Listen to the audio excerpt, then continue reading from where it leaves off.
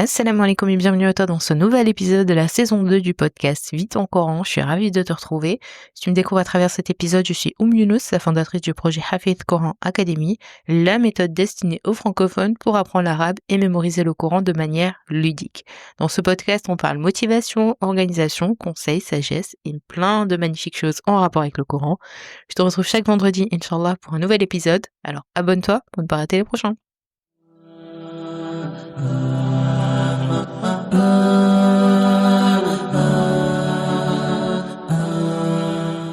Alors aujourd'hui dans cet épisode, nous allons continuer notre série de podcasts spécial Ramadan que j'ai intitulé Ramadan Transformation. Chaque jour, nous allons ensemble découvrir une action simple mais puissante pour t'aider à grandir et à t'améliorer, que ce soit dans ta relation avec Allah subhanahu wa ta'ala, dans tes habitudes quotidiennes ou dans ta gestion du temps. Je veux que nous passions ce Ramadan ensemble et que tu prennes un moment chaque jour pour te reconnecter et avancer sur le chemin de la transformation pour faire de ce mois une véritable opportunité de progrès et de bienfait pour toi. Nous sommes au 9e jour du mois du Ramadan. Bientôt, on va finir donc le premier tiers de ce mois, donc ça passe très très vite. Donc sans plus tarder, quelle est l'action du jour en ce 9e jour du Ramadan ? Eh bien, c'est de passer du temps en réflexion. Donc on vit dans un monde ultra connecté où tout va à 100 à l'heure et il est facile de se laisser emporter par les distractions et de négliger notre relation avec Allah subhanahu wa ta'ala. Donc le prophète alayhi salatu wa salam nous a enseigné que la vie ici-bas, elle est temporaire et que la véritable récompense donc réside dans l'au-delà. Donc le temps de réflexion, c'est vraiment essentiel pour te reconnecter donc avec ton créateur et d'évaluer ta foi, de purifier ton cœur. Ce moment de réflexion, il va t'aider à trouver la paix intérieure et à recentrer tes priorités parce que c'est ce qui est vraiment important. La vie, elle va très très très très vite, le temps il part très vite, vraiment les journées passent très très vite, donc on n'a plus le temps ou du moins on ne prend plus ce temps de réflexion, on est vraiment en mode pilote automatique à faire énormément de tâches, et la réflexion, le fait de s'arrêter, de réfléchir, de méditer, de se poser des questions profondes, que ce soit sur ta pratique religieuse, de prendre conscience de tes actions, et d'orienter ta vie vers l'adoration d'Allah subhanahu wa ta'ala seul, puisque parfois, on est tellement pris par les tourments de dunya qu'on en oublie d'être dans l'adoration. On est vraiment dans dunya, et donc il faut vraiment se recentrer en se posant des questions profondes sur ta pratique. Donc comment tu vas faire cela, ce petit moment de réflexion ? Bien déjà, tu vas trouver un endroit calme, sans distraction, loin du téléphone, loin de la télévision, loin de toute préoccupation.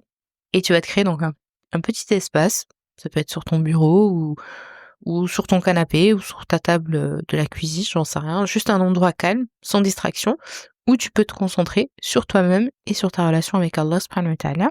Et tu vas prendre le temps de réfléchir à ta relation, comment tu peux grandir spirituellement. Ça va te permettre de te remettre en question, de voir où tu en es dans ton cheminement. Est-ce que j'ai renforcé mon lien avec Allah subhanahu wa ta'ala ces derniers jours du mois du Ramadan ? Donc, essaie de prendre un moment. Parfois, il y a certaines personnes qui sont hyper motivées, qui ont débuté dès le début du Ramadan à faire beaucoup d'actions, à lire le Coran, etc. Et il y en a d'autres, il leur faut un petit temps d'adaptation, à prendre une nouvelle routine. Donc là, on est dans presque le premier tiers du mois du Ramadan. Donc c'est le moment de réfléchir, de prendre un instant pour évaluer, est-ce que tu as prié régulièrement donc à l'heure ? Est-ce que tu as fait des actes de charité ? Est-ce que tu as passé du temps à méditer sur le Coran, etc. Quelle petite action tu peux mettre en place pour raviver ton quotidien si tu n'as pas commencé déjà à faire des actes qui vont te rapprocher d'Allah subhanahu wa ta'ala pendant ce mois.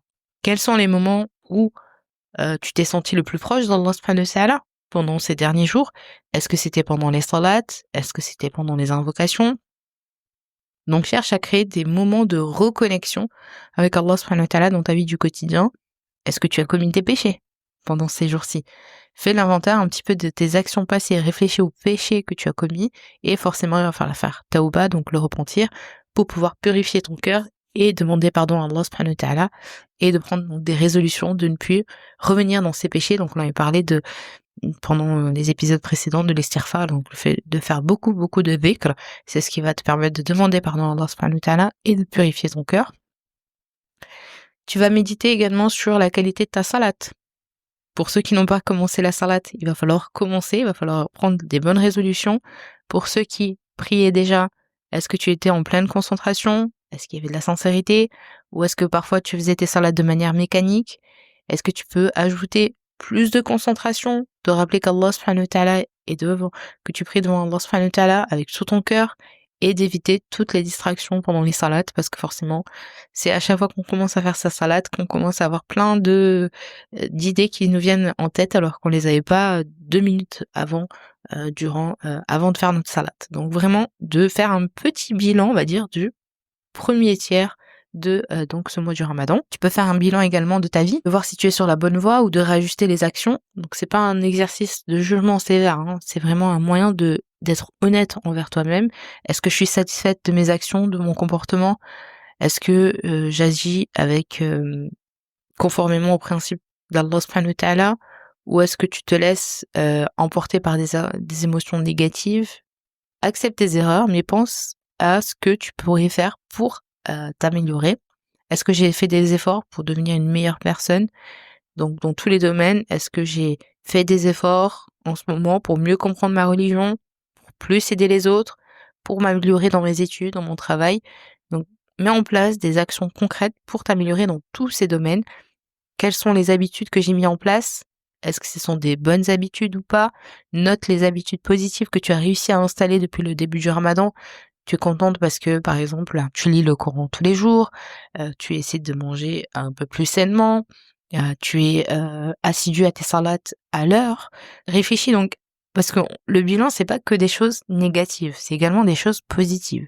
Donc réfléchis à toutes les bonnes petites habitudes que tu as mis en place durant ces jours et te dire que c'est possible de les garder sur du long terme. Donc peut-être que tu souhaites ajouter ces habitudes dans ta vie du quotidien, même après le Ramadan, et qui vont renforcer ta foi et ton bien-être, puisque forcément plus tu vas renforcer ta foi et plus tu vas renforcer donc ton bien-être psychologique. Est-ce que tu as médité? Prends le temps de méditer sur un verset du Coran. Ça, c'est également un temps de réflexion. Le fait de méditer sur le Coran, de prendre une ayah du Coran et de voir comment cette ayah résonne dans ta vie du quotidien, quel enseignement Allah subhanahu wa ta'ala essaie de te transmettre à travers cette ayah, comment tu peux mettre une action concrète qui va te permettre bien d'appliquer cette ayah dans ta vie. Faire une réflexion également sur les bienfaits qu'Allah subhanahu wa ta'ala te donne, parce que parfois on a l'impression que c'est quelque chose d'acquis, par exemple la santé, on a l'impression de se lever tous les matins, c'est quelque chose qui est acquis, alors que pas du tout, c'est un bienfait qu'Allah subhanahu wa ta'ala t'a donné et qu'il n'a pas donné à d'autres personnes. Donc le fait de faire une liste de tous les bienfaits qu'Allah subhanahu wa ta'ala te donne, la santé, ta famille, un toit au-dessus de ta tête, le fait d'être musulmane, de pouvoir faire son mois du Ramadan, tout ça, ce sont des moments qui vont te permettre d'être dans le calme, dans la paix, et qui vont te montrer la miséricorde d'Allah subhanahu wa ta'ala pour toi, et qui vont apporter une touche positive dans ton état d'esprit. Donc remercie Allah subhanahu wa ta'ala, prends le temps de réfléchir à comment mieux utiliser les bienfaits qu'il t'a donnés, hein, parce que ces bienfaits, il faut les utiliser dans son acte, dans son chemin, dans son adoration. Donc il faut voir comment tu pourrais utiliser ces bienfaits. Je suis en bonne santé, comment je pourrais utiliser cette santé pour adorer Allah subhanahu wa ta'ala. Et tu peux également écrire. Donc je vous avais dit que l'écriture, c'est quelque chose qui est très positif. Donc c'est vraiment l'écriture, j'avais fait tout un épisode de podcast sur l'écriture, et l'écriture, c'est véritablement un moyen de clarifier tes pensées. Vraiment, c'est pour ça que je vous avais dit d'avoir un petit carnet pour ce mois du Ramadan 2025, que tu pourras le lire peut-être quand tu auras des baisses de foi, peut-être pendant l'année, de relire bien ce petit carnet, de voir tout ce que tu as pu accomplir durant ce mois, et que c'est possible d'avoir cette routine au quotidien toute ta vie. Parce que le mois du Ramadan, on est tous motivés, mais on peut avoir ces mêmes routines hors Ramadan. C'est juste que pendant le Ramadan, on va tout donner encore plus. Donc écris pour clarifier tes pensées, pour suivre ton développement.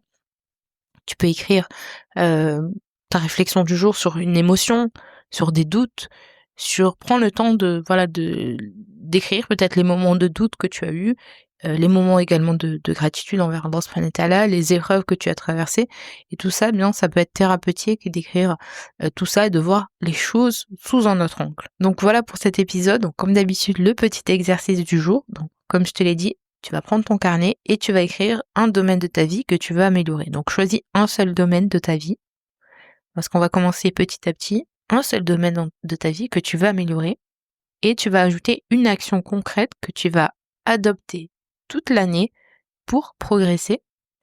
Et tu peux écrire également une aya ou une citation qui t'inspire aujourd'hui, qui t'inspire dans ce domaine par exemple. Et remercier Allah subhanahu wa ta'ala pour les bienfaits qu'il te donne. D'accord? Donc écrire un domaine de ta vie que tu vas améliorer, l'action concrète que tu vas adopter, que tu t'engages à adopter pendant toute l'année pour t'améliorer dans tel domaine, et une aya ou une citation qui t'inspire pour pouvoir continuer donc à progresser dans ce domaine. Donc voilà pour cet épisode, j'espère qu'il t'aura plu. Si c'est le cas, je t'invite à mettre 5 étoiles si tu es sur Apple Podcasts et à me laisser un commentaire et à t'abonner si tu es sur YouTube. Je te souhaite bon courage pour cet exercice, qu'Allah te facilite dans ta progression dans tous les domaines. Et je te dis à demain, Inch'Allah, pour la suite de notre programme spécial Ramadan. C'était Younous. Salam alaikum.